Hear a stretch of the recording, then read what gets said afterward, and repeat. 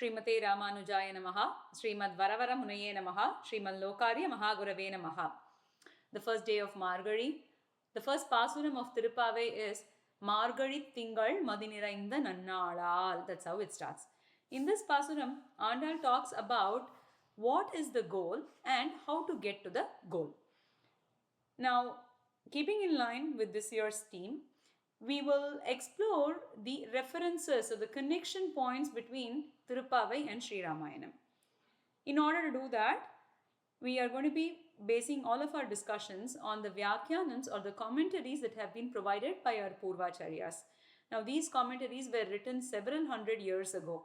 So, it is mind-boggling to think about the extent of the research that they had done to be able to give all of this information to us and the care our ancestors have shown to pass this on for several hundred years. And with that gratefulness in mind, let's delve into this. The first reference comes in the first word of the first Pasuram, which is Margari Tingal Madi Nirainda Nannalal. Here, Andal celebrates the day. She says Margari Tingal, the first day of Margari, Madi Nirainda. It is a day that is the full moon day. Nannalal, it is a good day. Now, what is the reason for celebrating such a good day? It is because this day is when they are going to get the Krishna Anubhavam, that is the experience with Krishna. Now, has this happened before? And that is where the first reference to Sri Ramayanam occurs. So, when Rama was about to be coronated, that was supposed to be the Chitra or the Chaitra Masam. Valmiki Bhagavan uses the term Chaitra Shriman Ayam Masaha. That is, he celebrates this Masam, this month of the Chitra. So, the Chitra month, the Chitra is what we call it in Tamil, Chaitra Masam in the other languages. So, this Masam, this month is the first of all the months. Just like how Emperuman is different, or he is the leader, or he is the first, he is the Prathama, the first, like that, this Chitra Masam is also the first. Now, this Chaitra, Shriman, that's what the next word is. Shriman word here means just like how the Emperuman is available, accessible, and is the refuge for everyone, this month of Chaitra, it is good for everyone. The term that is used in the Vyakyanam is called Sukhakaram. That is, it is pleasing, it gives joy to everyone. And that's because this is the month of the, it is the king of the months. It's the first month. Ayam Masaha. That is, in this month is when the kingdom, the people of Ayodhya, they are going to get Sri Rama as the king. So, in the case of Sri Ramayanam, we are talking about the people of Ayodhya getting the king Rama. Whereas in this context of Tirupavai, it is about Krishna who is going to get all of these gopikas. That is the connection here. And then in this month, Punyaha Pushpita Gananaha, that is, all of the trees were full with blossoms. They were full with blossoms and they gave a lot of fruits also. And that is because the trees want to give. They are very happy that this is the month of Chaitra. And in this Chaitra month, Rama is about to be coronated. Now, it is because when Rama is coronated, wouldn't they want to be coronated? And the explanation that is given here is, in this month where Rama is going to be coronated, I want to be beautiful and I want to be decorated, and that is why all of these flowers and fruits are all over my tree. That's apparently the thought of the trees and the bushes. Okay, so such Chaitra Masam was celebrated in Sri Ramayana when Rama was about to be coronated. Similarly here, this month of Margari is being celebrated by Andal. Now let's move on to the next reference. The next reference is Selva Chirumirgal. Selva Chirumirgal means, oh, the wealthy girls, the wealthy young girls. Now we all know that these girls, right, they are all from Aipadi. Because they are all from Aipadi, they are cowherd girls. So what wealth are we talking about here?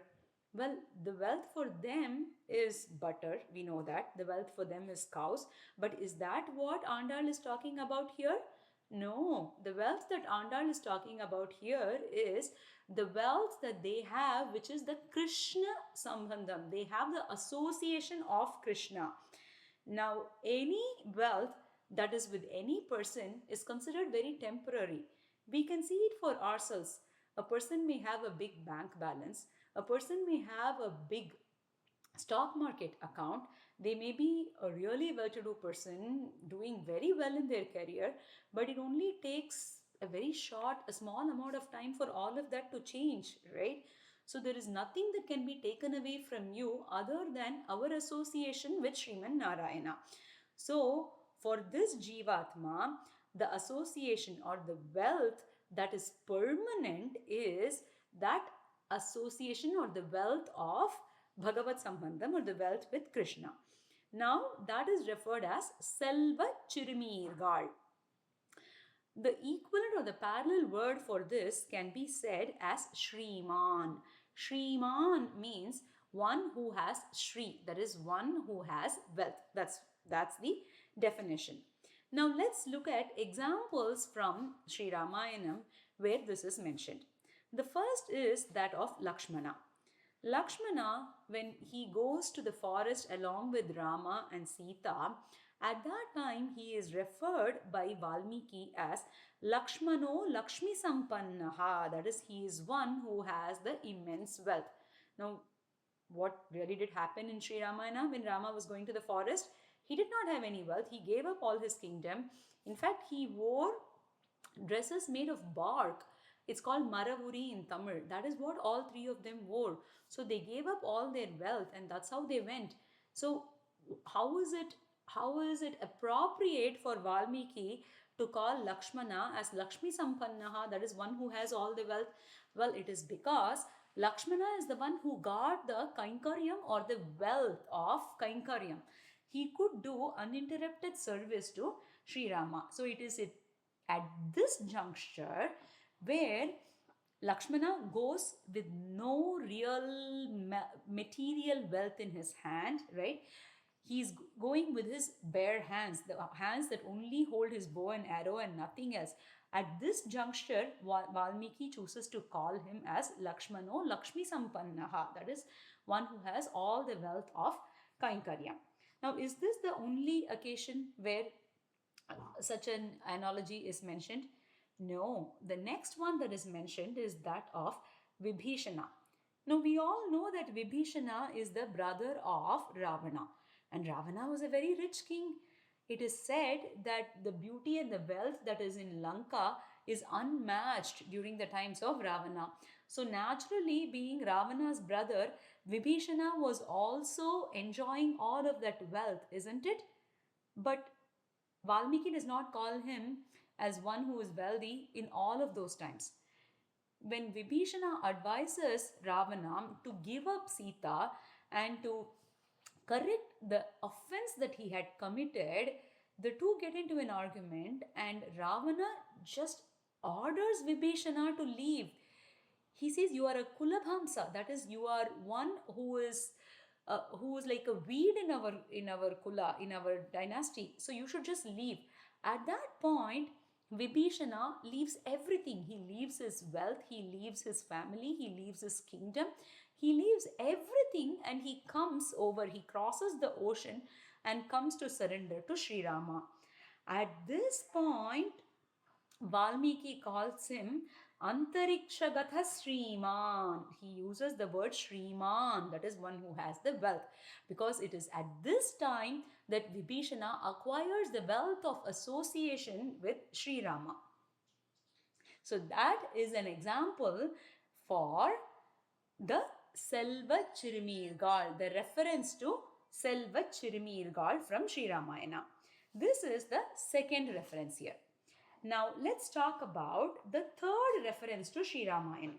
That is Selva Chirumirgal.